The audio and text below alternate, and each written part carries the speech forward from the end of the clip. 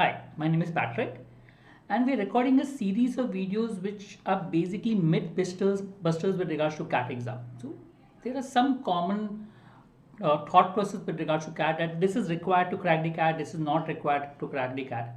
So, we're looking at a series of videos where we can maybe bust this myths and we can try to bring about the true picture of what actually CAT is or how to go about cracking the CAT. One common myth as far as CAT exam is concerned is that we require 60 plus mocks to ace the CAT exam. I mean, a person has to write 60 or more than 60 mocks to write the CAT exam. This looks true purely because if you look at a lot of people who have scored really high percentile when they put their mock scores in the forums, you will see they have written a lot of mocks from different classes and written almost 60 mocks as such or more than 60 mocks.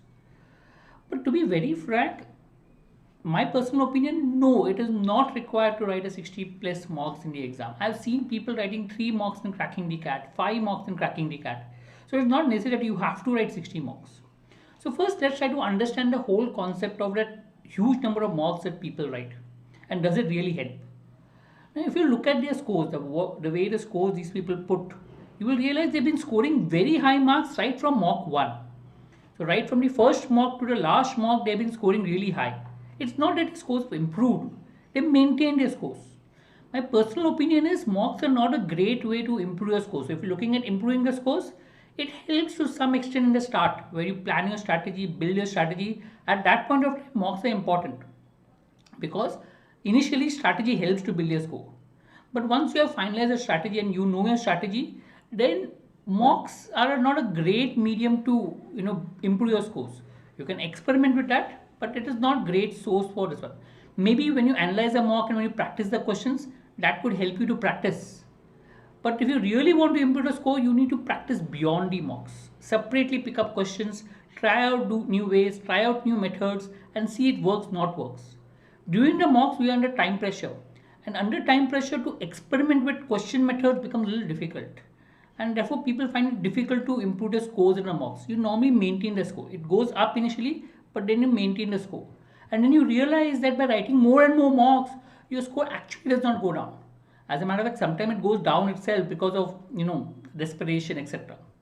So if you really want to improve the mocks, don't look at number of mocks that you write. Focus on improving with regards to methods and how you can solve better. Experiment and see what works, what does not work. And that is what is important. Understand? Not a quantity of mocks, not how many mocks you write, it doesn't matter. I remember very clearly a student of mine, this is in case of CT mocks. He wrote only one mock before the exam. He had prepared for CAT. He did prepare for CT to some extent, but he didn't write a mock. 2 days before the CT exam, he wrote a mock and went for the examination. And he scored a top 7 to 8 rank in the whole exam. Amazing. I mean, normally CET is said to be a exam where more mocks help you to score better. But out there also, he wrote just one mock just to familiarize himself with the strategy, had his methods in place because he had practiced, went for the exam and aced the exam. So CT mocks or CAT mocks basically helps to build strategy. But beyond that, my recommendation is take separate questions, separate practice. For example, verbal, focus on reading a lot. That helps you more than anything else. For DILR, practice more and more different type of questions apart from solving puzzles. And for Quant, pick up questions and try to see if you can solve with a better method. If you can combine these things, I'm sure it will help you to improve your scores.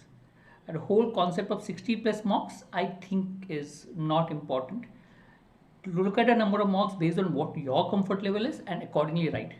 And it could be 5 mocks, but normally I would recommend at least 10 mocks or up to 30, 40, 50, whichever you're comfortable.